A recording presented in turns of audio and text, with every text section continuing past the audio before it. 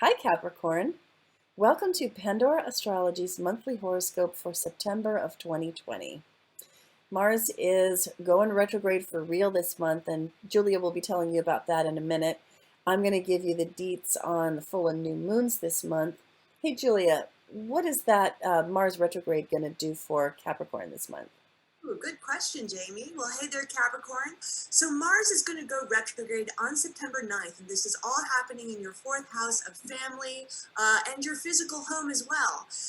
So when Mars goes retrograde, it's a time of frustrations. It's a time of flare-ups. So if you already have some tension within your family or with the people you live with, it is going to be coming out like crazy now. Yeah.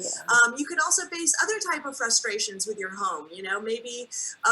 Maybe there are appliance breakdowns, or maybe your landlord is Mm. being annoying or something. But the home could be just kind of a very frustrating and difficult place during this cycle.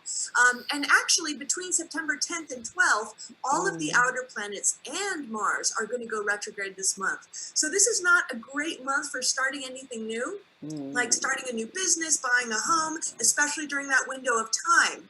And Jamie and I actually made a whole video about Mars's entire retrograde cycle this year and how it's going to affect world events too. So you should check that Mm. out as well. Now, moving on, Mercury is moving direct and fast, and it's going to enter Libra on September 5th, which is your 10th house. This is the house of career. This is the house of reputation. So Mercury is the planet of communication. So this is a very, very good time for thinking about your career, strategizing about your career. Mm. And if any of your career involves Mercury type stuff like writing, speaking, teaching, buying, selling, then it can be a very fruitful time too. And Venus, the planet of beauty and love, is also direct and fast. She enters Leo on September 5th or 6th, depending on where you are in the world. And that is your 8th house of intimacy. Mhm. This is the house of sort of physical intimacy and also other people's money. So this can be a time, if you're in a relationship, of just like really diving deep with your partner on just so many levels: psychological, emotional, sexual. And it's also a money house, and Venus brings a little luck with her. So if you need to negotiate any types of money with either banks, institutions, or people close to you, then it should be a good time for that. Well, we got a couple of moons to look at, and they both of these moons involve this axis here, the third and ninth houses that have to do with thinking in ways big and small. The full moon itself is happening on September 1st. It's a moon in Pisces. It falls in your third house. Now, the third house is ordinarily a house that has to do with detailed thinking, communication, learning, and the moon in Pisces is pretty dreamy, pretty imaginative. So you might feel a little bit mentally fogged. However, this moon also contains a beautiful grand trine in Earth that the sun is involved in. So here's the sun in your ninth house, and it trines Uranus and Pallas Athena.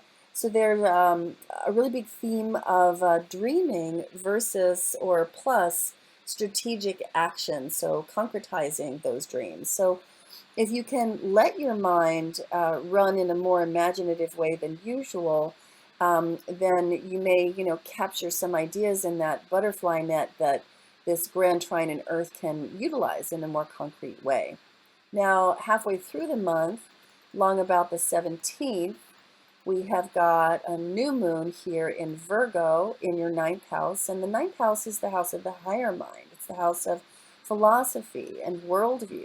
It's a house of religion. It's a house of um,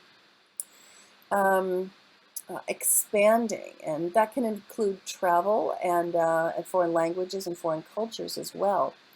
Now, a new moon brings new beginnings, and what I love about this new moon is the way that it trines the pandemic hot degree. Now, the pandemic hot degree falls in 22 degrees of Capricorn, which is your first house, and you may really have been feeling it, especially if you're born around the 12th of January or within a couple of days of that.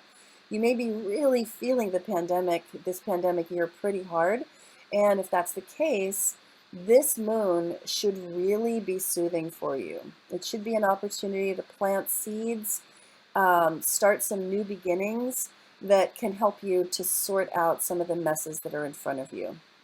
We've made videos about these new and full moons like we do. You can find them in the September 2020 news playlist. And if you want a reading to sort out any of the stuff that we've been talking about in this horoscope, you can check our services page, pandoraastrology.com/services. And you can always find your horoscope here on our YouTube channel, Pandora Astrology. We put them up every month. And until next time, we'll see you around the cosmos. Bye. Bye-bye.